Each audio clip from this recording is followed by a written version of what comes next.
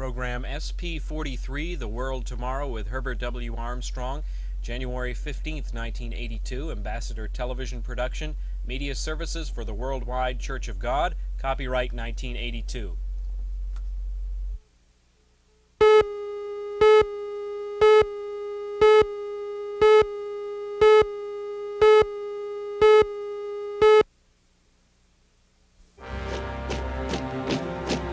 Who will solve the Middle East crisis? After years of conflict, the Middle East is still an enigma of insoluble problems, a web of impossibilities. There are so many questions, especially those posed by the PLO terrorists, such as the plight of the Palestinians, the control of Jerusalem, the autonomy of the West Bank, and the military occupation of the Golan Heights. These bitter rivalries between the Jewish and Arab peoples, which go back thousands of years, now pose a threat to world peace and even the survival of civilization. The Middle East, too serious to be ignored, and yet seemingly too complex to be solved. Who will bring peace to these troubled peoples?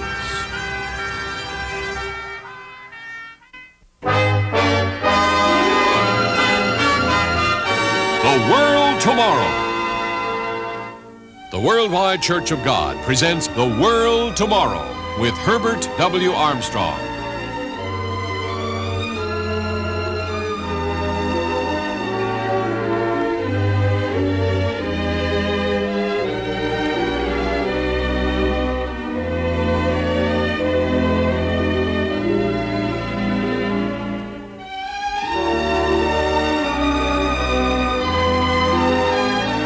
The following is a special presentation of The World Tomorrow with Herbert W. Armstrong. Of all world troubled spots, the Middle East is the one that poses the greatest threat to peace. The major powers are finding themselves increasingly helpless to resolve this long-standing conflict between the Arabs and the Jews. Arab nations have vowed to destroy Israel. The Jews, a people with bitter memories of the Holocaust, have declared that they will defend their territory to the end. Central to the Middle East conflict is the belief of both Arab and Jew that God is on their side. Consequently, Jerusalem is considered a holy city to both. Arab nations demand the return of East Jerusalem to their control. Israel's answer, never. And so the crisis continues. Armies face each other across disputed borders. In strike and counter-strike, both sides retaliate acts of aggression, while terrorists take a heavy toll on a helpless population. The list of injured, maimed, and killed grows, with no end in sight. And now, for the last 10 years, another weapon has been added to this age-old conflict: oil. For the largest single concentration of the world's known crude oil reserves lies buried beneath the sands of these desert nations. Thus, the major powers around the world now hold an even more critical interest in the events of this area.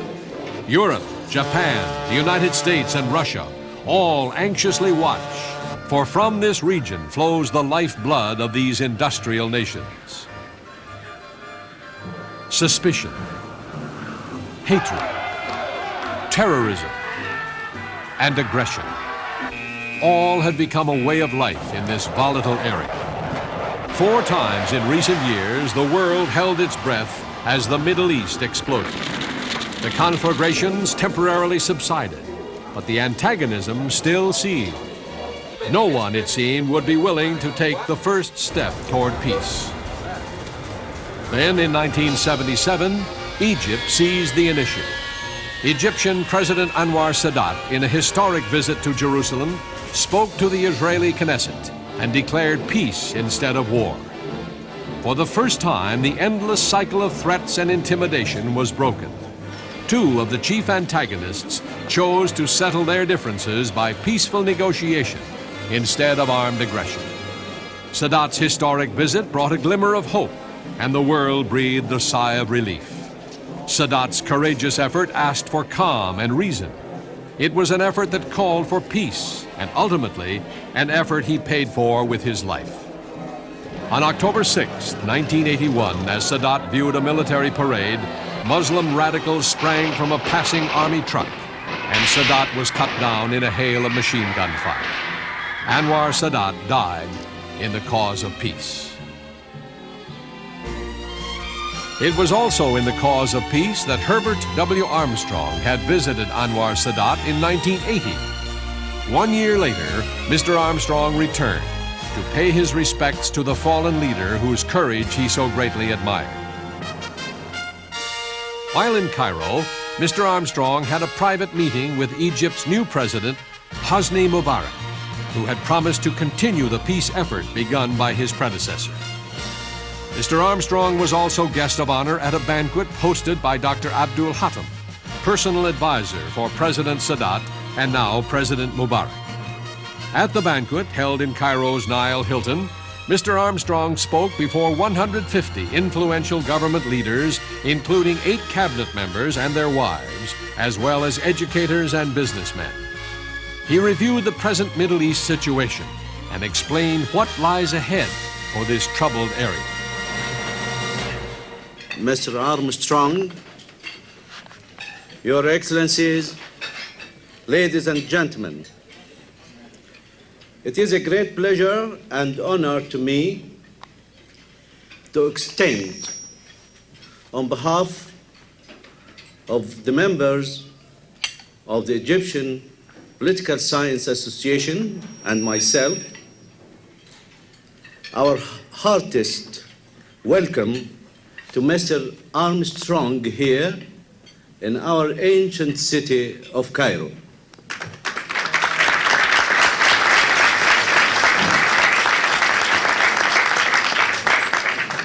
Mr. Armstrong has been working to promote understanding between nations and people in every nation in the world. This is the noblest sentiment a man can have, a sentiment that springs only from big hearts. Mr. Armstrong is visiting Egypt these days to pay a respect call on President Mohammed Hosni Mubarak, our president. And I think the visit of Mr. Armstrong to Egypt, he made a bridge between the United States and Egypt in the social affairs and also in the cultural affairs. Mr. Armstrong is our guest of honor this evening. I salute him in your name and wish him a pleasant stay in our country.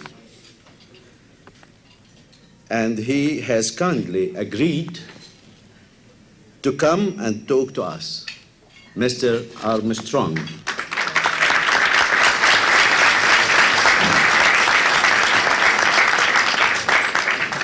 Well, ladies and gentlemen, good evening.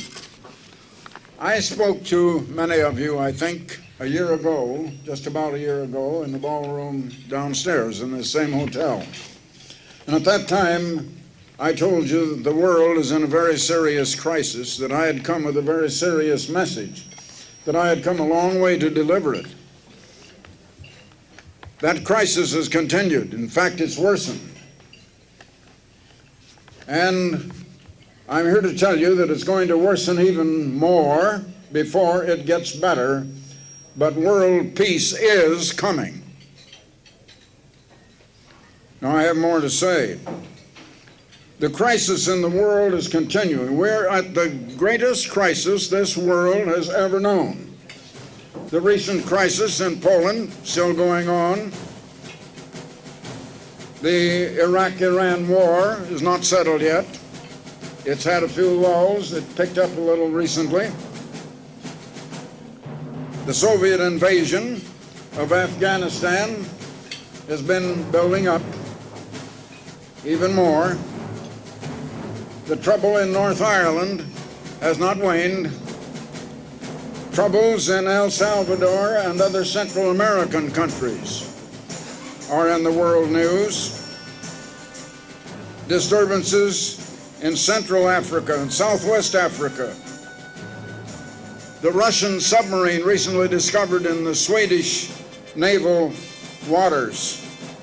And the world is wondering just what it signifies and what is up.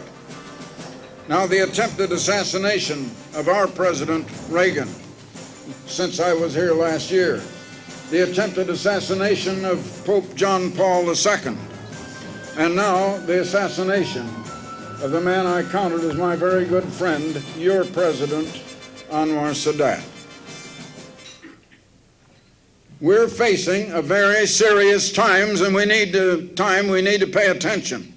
We need to realize it, because there is a cause for every effect. We're seeing the effect, but we don't seem to understand the cause and what brought it on, and what lies in the future and what is going to happen. So I do ask you to pay close attention tonight, because I have a very important message for you.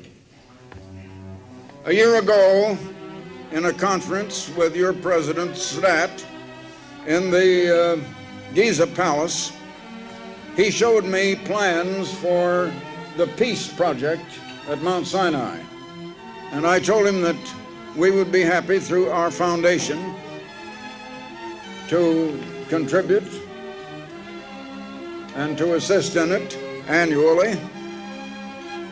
And I have come this year and had a conference day before yesterday with your new President, Mubarak, and delivered to him the second installment of our pledge to this peace complex.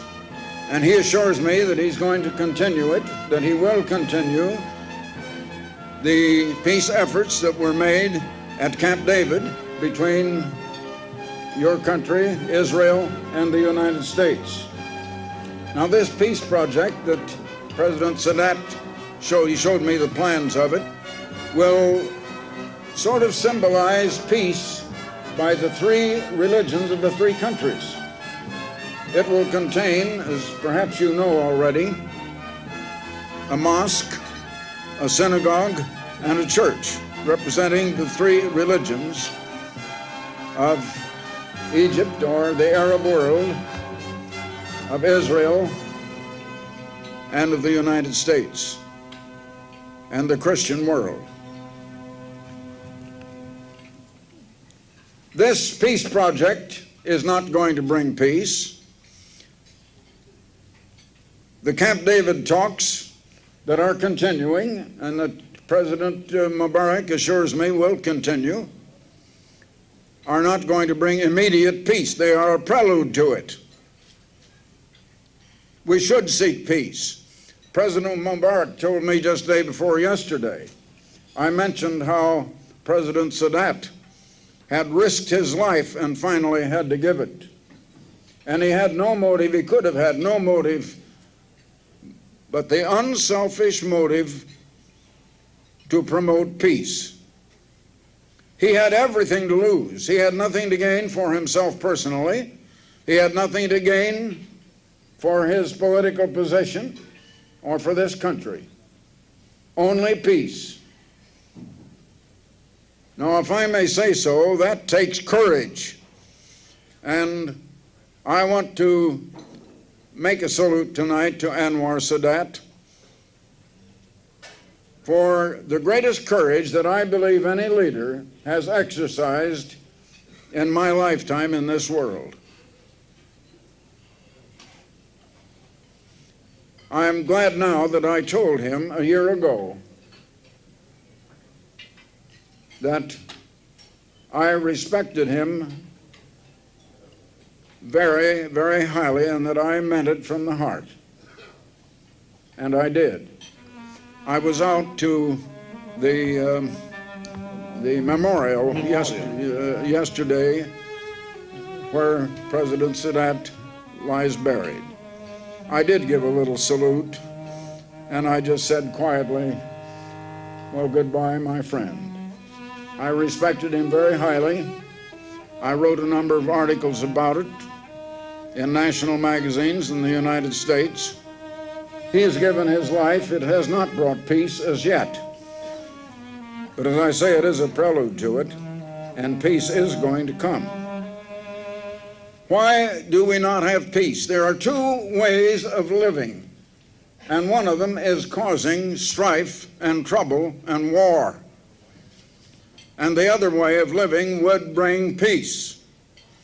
But I'd like to tell you how it all began and the origin of all of our Middle East problems here. Because I'm telling people in the United States, I'm telling people in Japan, I'm telling people in Europe and all over the world, keep your eyes focused on the Middle East. The Middle East here is going to be the center of all troubles until we do have world peace. As I said to President Mubarak the other day, the fact there is a creation means there had to be a creator. There had to be a designer of one who could design and could create what he designed. That is one that in the Western world we call God, that in the Arab world you call Allah. And if I understand correctly, it's the same God, yes, the same Allah. Yes, that's right.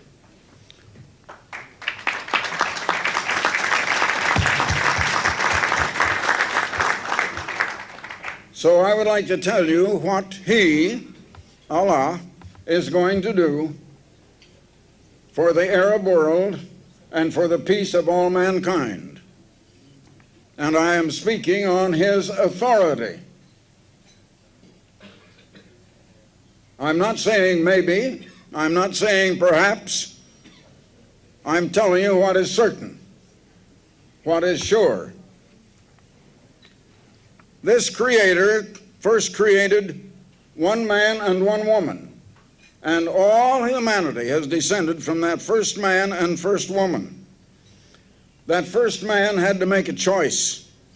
There are two ways, broadly speaking, of life, as I said. One is the way of love outflowing, or I call it give. The other is the way of get.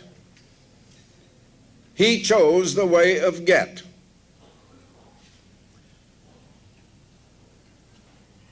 And humanity has been traveling that road ever since. People have been living that way, grasping for power, grasping for material goods, material riches. I love me. I don't love anybody else.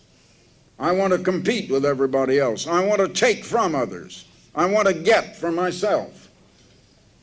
I want to exalt myself. Now that is what we call human nature. And human nature is really self-centeredness. And so we have in this world, especially in the case of those who desire leadership, a lust for power that will cause coups and planned coups to overthrow a government.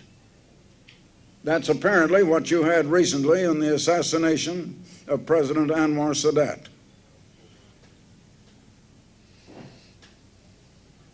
And as long as there's a struggle for power, and men want power to themselves, instead of being unselfish and wanting to share and thinking of the good of all, we're going to have trouble and war.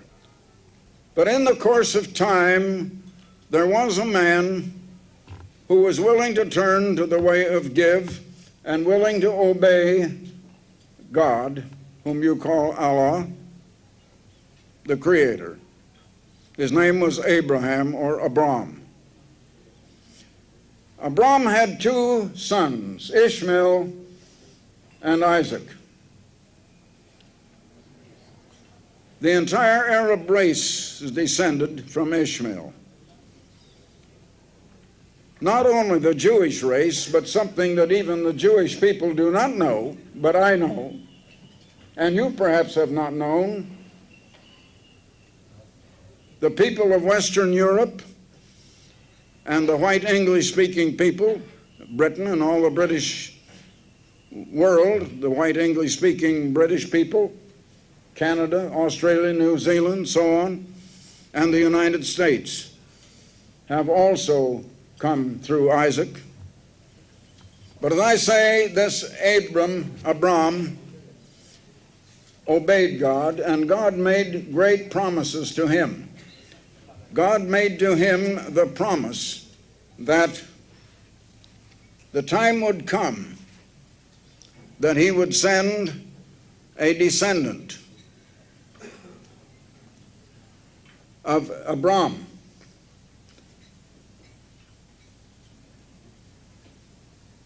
A great prophet who would come to rule the world, would come in all the power of the Creator God and the authority, and would come in great love for all mankind, and is going to come and establish that worldwide government.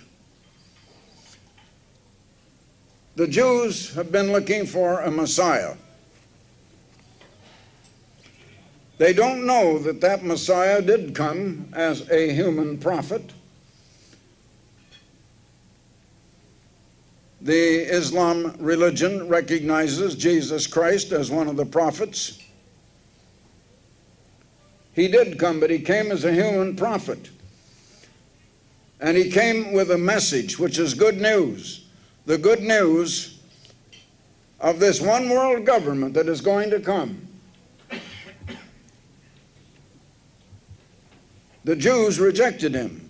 He came to his own Judah, the Jews, and they did reject him at that time. They were looking for him to come as the great God to deliver the whole world. And he did not come that way. He came as a prophet.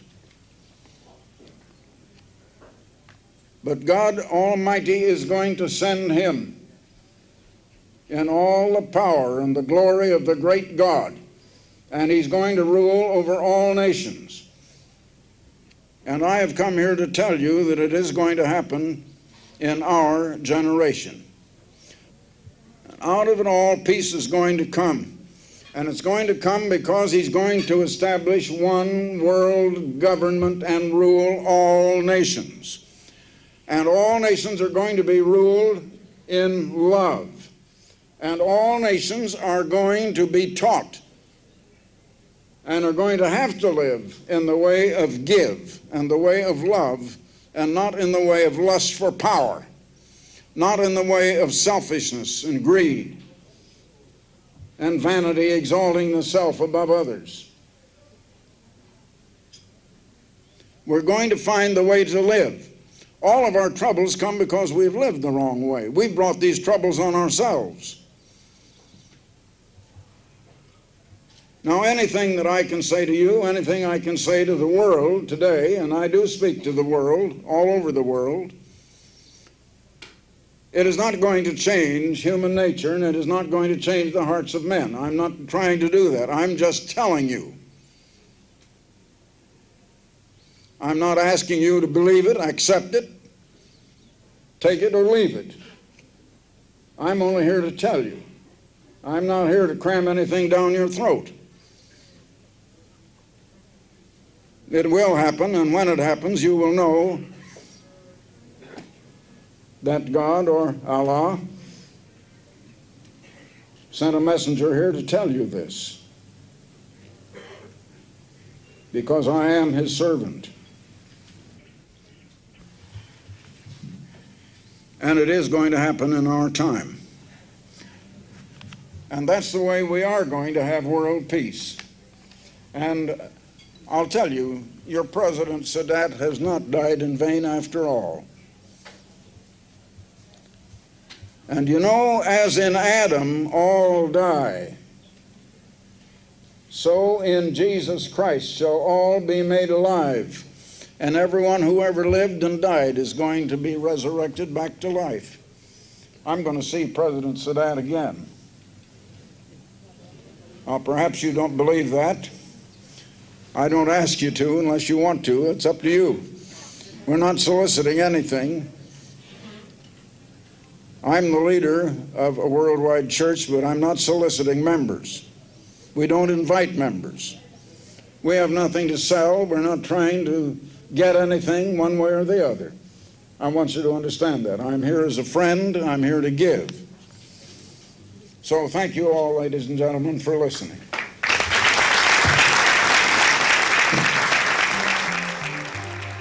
While speaking to the Egyptian leaders at the banquet in Cairo, Herbert W. Armstrong offered to send them this special February issue of The Plain Truth, a magazine of understanding.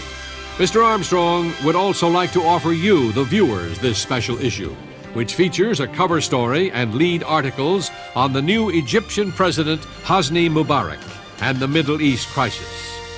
In his personal, Mr. Armstrong discusses his meeting with President Mubarak and examines the prospects for peace in the Middle East. Another article in this special issue, Egypt After Sadat, How Peace Will Come to the Middle East, answers the question, do peacemakers stand a chance in the strife-torn Middle East? Or did President Sadat die in vain? The personal profile, Hosni Mubarak, new man at Egypt's helm, takes a close-up look at the new leader of this ancient country, which is destined to play an important role in future Middle East events. Another article, The Plain Truth, A Look into the Future, shows how for 48 years this magazine predicted major world events based on Bible prophecy. This gives a dimension that no other magazine can provide. Watch France examines Socialist President Mitterrand's reconstruction of the entire French society. Not since the days of Napoleon have such far-reaching changes been set in motion. Will 1982 be the year of violence? Herbert W. Armstrong not only answers this question, but reveals a sure way for the world to have peace. You need to read these articles in The Plain Truth, a magazine of understanding. There's nothing else like it. It's priceless. Money can't buy it. It's worth more than money. And yet there is no subscription price. The Plain Truth is a mass circulation magazine printed in 5 languages with 4 million subscribers worldwide. If you're not already a subscriber, request your free subscription to the Plain Truth magazine today, starting with this special February issue on the Middle East. It's free of charge with no obligation. Send your requests to Herbert W. Armstrong, Pasadena, California, 91123. That's Herbert W. Armstrong, Pasadena, California, 91123. Or call toll-free 800-423-4444. That's 800-423-4444. In California, Alaska, and Hawaii, call collect to area code 213-577-5555. That's 213-577-5555. If the lines are busy, please call again. The Plain Truth, a magazine of understanding. For the free literature offered on this program, write Herbert W. Armstrong, Pasadena, California, 91123. In Canada, Box 44, Vancouver, BC. Or in the continental United States, you may call this toll-free number, 800-423-4444. In California, Alaska, and Hawaii, call collect 213-577-5555. If the lines are busy, please try again. The preceding program and all literature were produced by the Worldwide Church of God.